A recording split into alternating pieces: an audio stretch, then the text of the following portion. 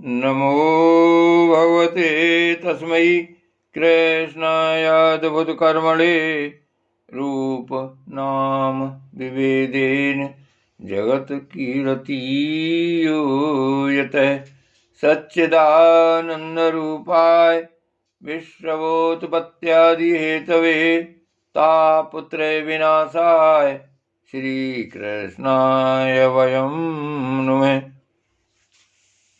श्रीमद्भागवत महापुराण चतुर्थ स्कंध 27वां अध्याय।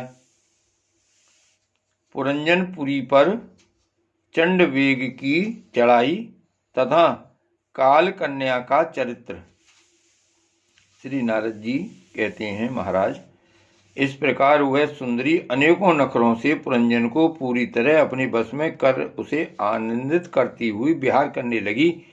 उसने अच्छी तरह स्नान कर अनेक प्रकार के मांगलिक श्रृंगार किए तथा भोजनादि से तृप्त होकर वह राजा के पास आई। राजा ने उस मनोहर मुख वाली राजमहिषी का सादर अभिनंदन किया। पुरंजनी ने राजा का आलिंगन किया और राजा ने उसे गले लगाया। फिर एकांत में मन के अनुकूल रहस्य की बातें करते हुए वह ऐसा मोहित हो गया कि उस कामनी में ही चित्त लगा रहने के कारण उसे दिन रात के भेद से निरंतर बीतते हुए काल की दुस्तर गति का भी कुछ पता न चला। मद से छका हुआ मनस्वी पुरंजन अपनी प्रिया की भुजा पर सिर रखे महामूल सैया पर पड़ा रहता। उसे तो वह रमणी ही जीवन का परम फल जान पड़ती थी। अज्ञान से आवृत हो जाने के कारण उसे आत्मा अथवा परमात्मा का कोई ज्ञान न रहा।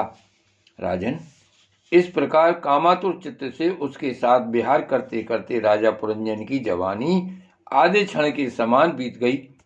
प्रजापते, उस पुरंजनी से राजा पुरंजन के 1100 पुत्र और 110 कन्याएं हुई, जो सभी माता पिता का सुयश बढ़ाने वाली और सुशीलता उदारता आदि गुणों में संपन्न थीं। ये पौरंजनी नाम से विख्यात हुई। इतने में ही उस सम्राट की लंबी आयु का आधा भाग निकल गया। फिर पांचाल राज पुरंजन ने पितृवंश की वृद्धि करने वाले पुत्रों का वधुओं के साथ और कन्याओं का उनके योग वरों के साथ विवाह कर दिया। पुत्रों में से प्रत्येक के 100 पुत्र हुए। उनसे वृद्धि को प्राप्त होकर पुरंजन का वंश सारे पांचाल देश में फैल गया। इन पुत्र पौत्र गृह कोष सेवक और मंत्री आदि में दृढ़ ममता हो जाने से वह इन विषयों में ही बंध गया। फिर तुम्हारी तरह उसने भी अनेक प्रकार के भोगों की कामना से यज्ञ की दीक्षा ले तरह तरह के पशु हिंसा में घोर यज्ञों से देवता पितर और भूतपतियों की आराधना की।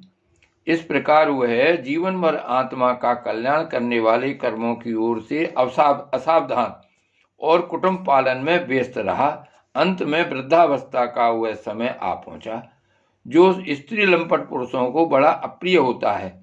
राजन, चंडवेग नाम का एक गंधर्वराज है। उसके अधीन 360 महाबलवान गंधर्व रहते हैं। इनके साथ मिथुन भाव से स्थित कृष्ण और शुक्ल वर्ण की उतनी ही गंधर्वियां भी हैं। ये बारी बारी से चक्कर लगाकर भोग विलास की सामग्रियों से भरी पूरी नगरी को लूटती रहती हैं। गंधर्वराज चंडवेग के उन अनुचरों ने जब राजा पुरंजन का नगर लूटना आरंभ किया, तब उन्हें 5 फन के सर्प प्रजागर ने रोका। यह पुरंजनपुरी की चौकसी करने वाला महाबलवान सर्प 100 वर्ष तक अकेला ही उन 720 गंधर्वियों से युद्ध करता रहा। बहुत से वीरों के साथ अकेले ही युद्ध करने के कारण अपने एकमात्र संबंधी प्रजागर को बलहीन हुआ देख राजा पुरंजन को अपने राष्ट्र और नगर में रहने वाले अन्य बांधवों के सहित बड़ी चिंता हुई। वह इतने दिनों तक पांचाल देश के उस नगर में अपने दूतों द्वारा लाए हुए कर को लेकर विषय भोगों में मस्त रहता था। स्त्री के वशीभूत रहने के कारण इस अवश्यंभावी भय का उसे पता ही न चला।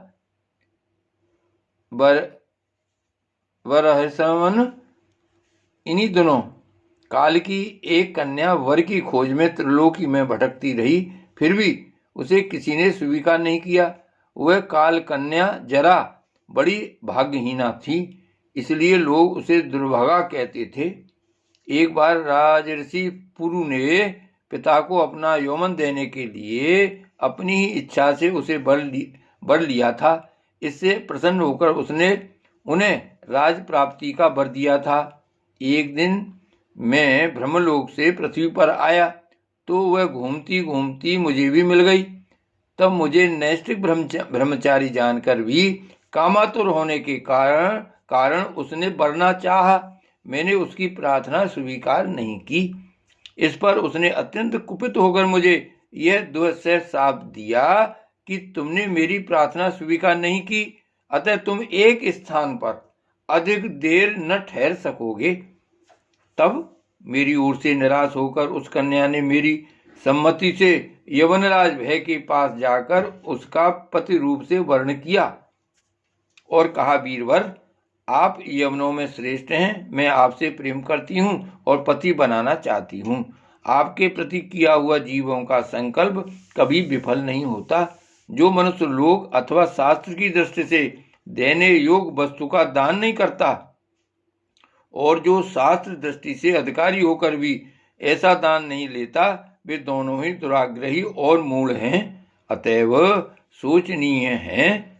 भद्र, इस समय मैं आपकी सेवा में उपस्थित हुई हूँ, आप मुझे स्वीकार करके अनुग्रहित कीजिए।